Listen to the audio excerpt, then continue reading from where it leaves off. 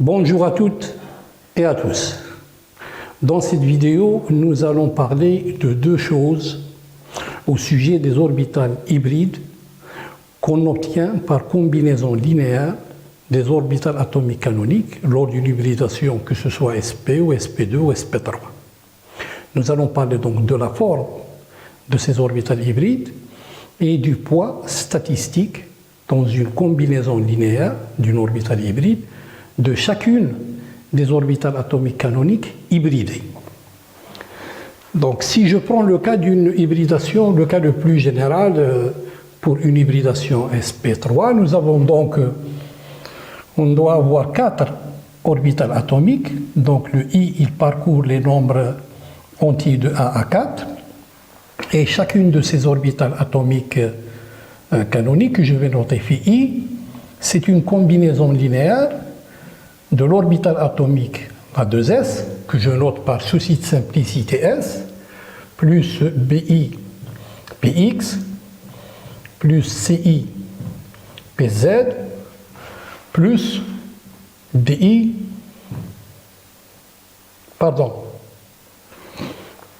plus CI PY,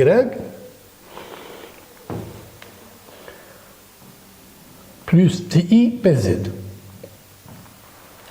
Si on regarde cette partie de la combinaison qui fait intervenir les orbitales atomiques canoniques Px, Py, Pz, qui sont des orbitales dirigées, qui ont la symétrie respectivement des axes x, y et z. Si on regarde leur expression en coordonnées sphériques, donc si je considère un repère avec une origine O, le point M qui va décrire l'espace.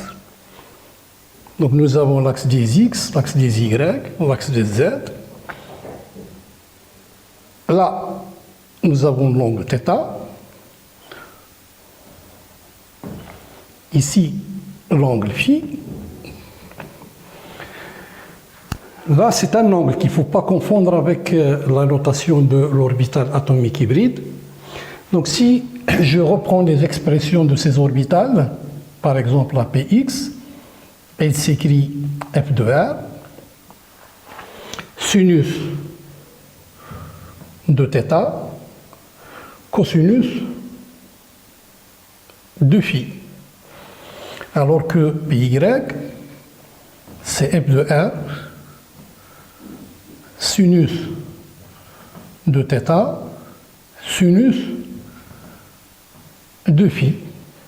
Pz, c'est f de r, cosinus de θ.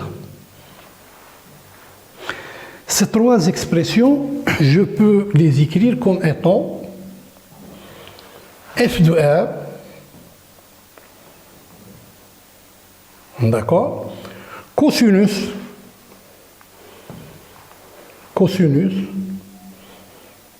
d'un angle que je vais noter oméga x.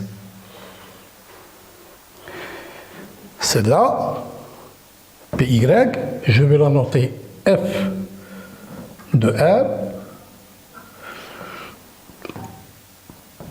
cosinus oméga y.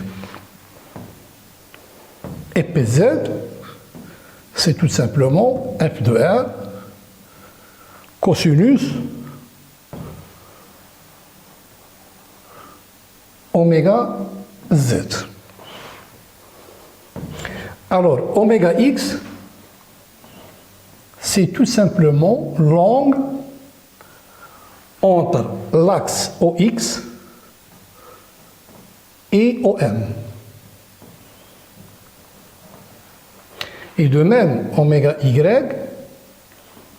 c'est l'angle entre l'axe OY OM.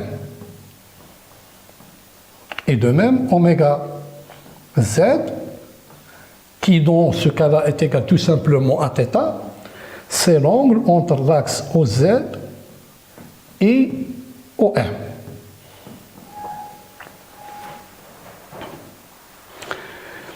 Maintenant, si je prends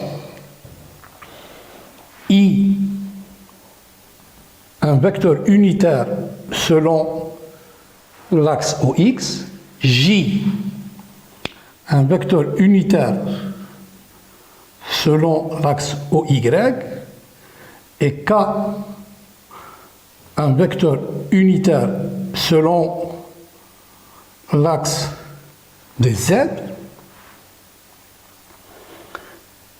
Alors, en prenant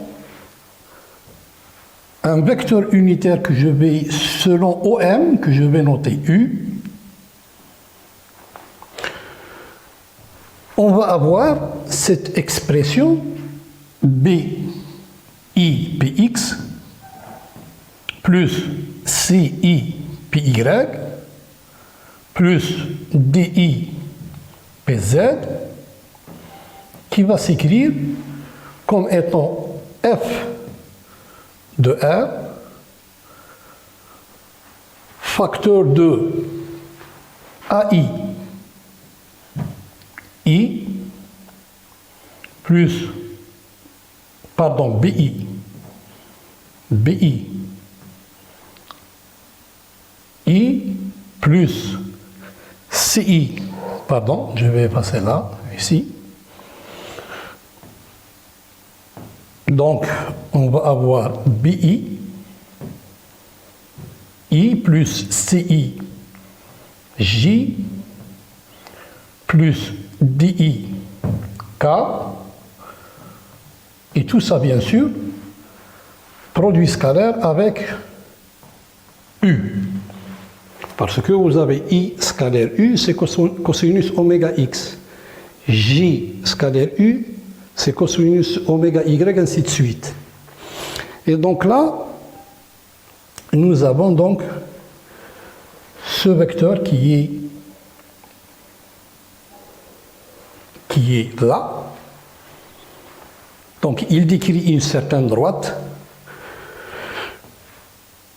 une certaine droite que je vais noter delta. Et donc, je reviens sur le fait que toute orbitale canonique, toute orbitale P, elle s'écrit comme étant la fonction f de R, cosinus oméga un angle, et c'est l'angle que fait, si vous voulez, la droite de, par exemple ici Px, c'est donc l'angle que fait la droite de révolution de l'orbitale Px. Donc en développant ça, si je prends donc un vecteur unitaire que je vais noter V, un vecteur unitaire selon la droite delta, donc cette combinaison-là, elle va s'écrire tout simplement f de R, facteur 2, et là, je vais avoir racine carrée de BI au carré plus CI au carré plus DI au carré fois le vecteur unitaire V. Bien sûr, scalaire U. Et donc, qu'est-ce qu'on constate? On constate que nous avons une expression de type f' de R, qui est là, f' de R, c'est-à-dire une fonction de R, V scalaire U. Alors U et V étant des vecteurs unitaires, ça veut dire tout simplement que j'ai le cosinus de cet angle-là. Autrement dit, cette expression qui est là n'est autre qu'une fonction P, c'est une fonction P Donc nous avons, ça c'est une fonction, c'est une orbitale du type P, à l'instar de Px, Py, Pz, qui a pour axe de révolution à la droite delta, tout simplement.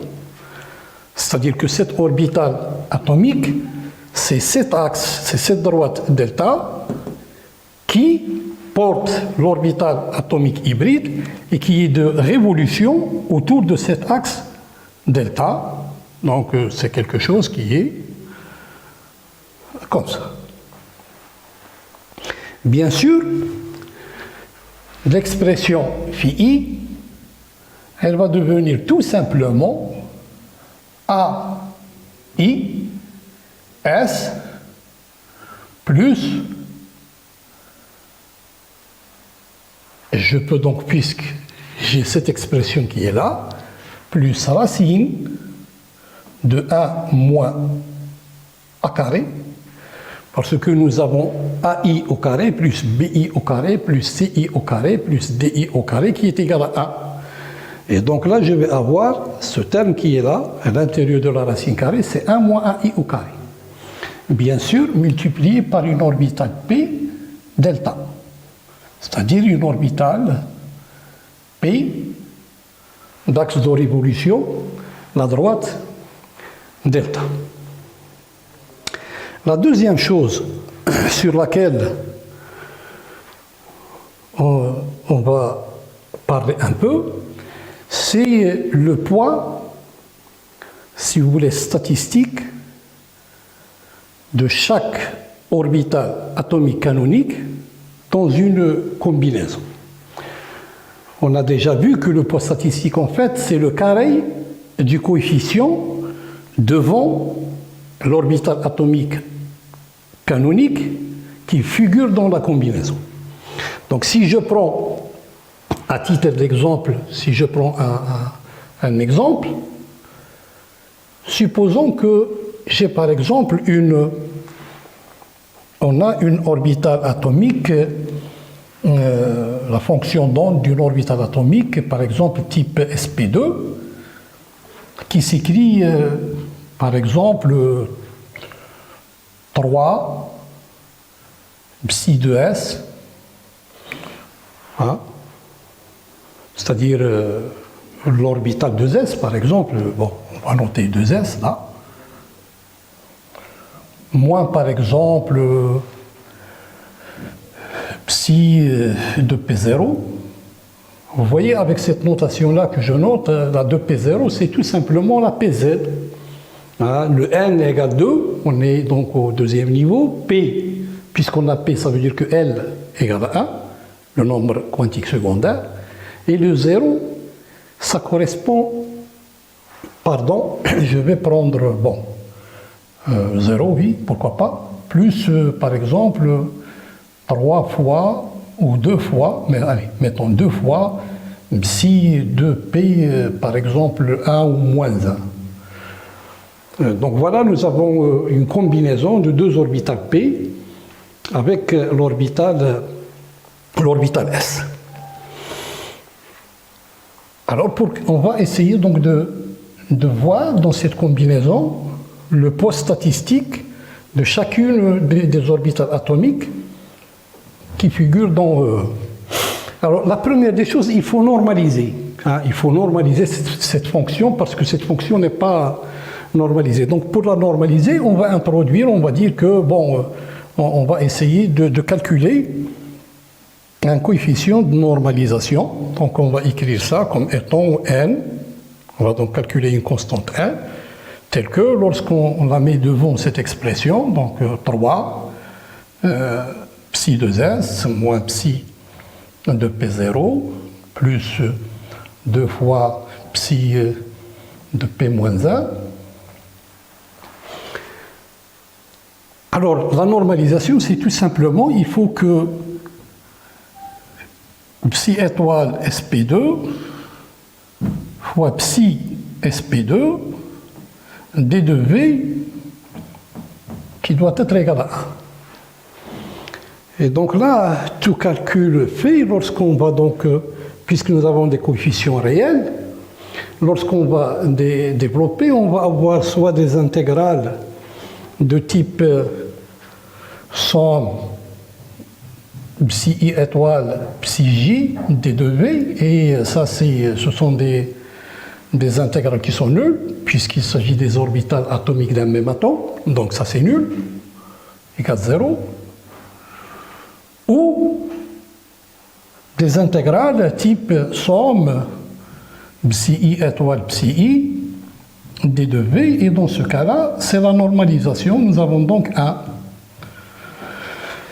Alors si on développe, on va avoir donc, on doit avoir n au carré, facteur de 9, puisque ça c'est le carré, plus 1, plus 4, qui doit être égal à 1. Et donc nous avons ici, dans ce cas-là, 14 n au carré, qui doit être égal à 1. Ça va donc nous donner, si vous voulez, bon, je vais essayer d'effacer ou là. Allez, hop.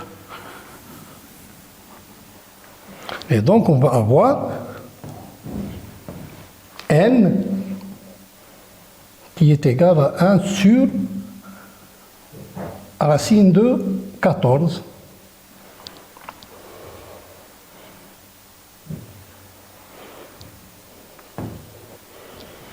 Donc 1 sur racine de 14. Et donc, du coup, cette combinaison qui est là, qu'est-ce qu'elle va devenir? Eh bien, elle va devenir tout simplement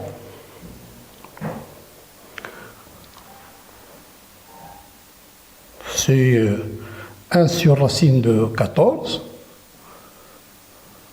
Donc ici, fois 3, psi 2s, moins 1 sur racine de 14, psi de P0, plus 2 sur racine de 14, psi de P moins 1. Et donc, si je veux calculer le poids statistique de l'orbital 2s dans l'orbital hybride sp2, c'est le carré de ce coefficient qui est là. Autrement dit, le coefficient pour la 2s, son poids statistique, c'est 9 sur 14. Pour la 2p 0,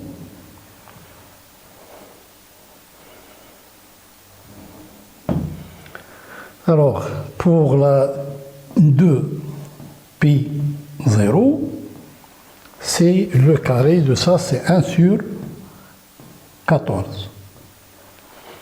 Et finalement, pour la 2p moins 1, c'est 4 sur 14, bien sûr en pourcent. Donc,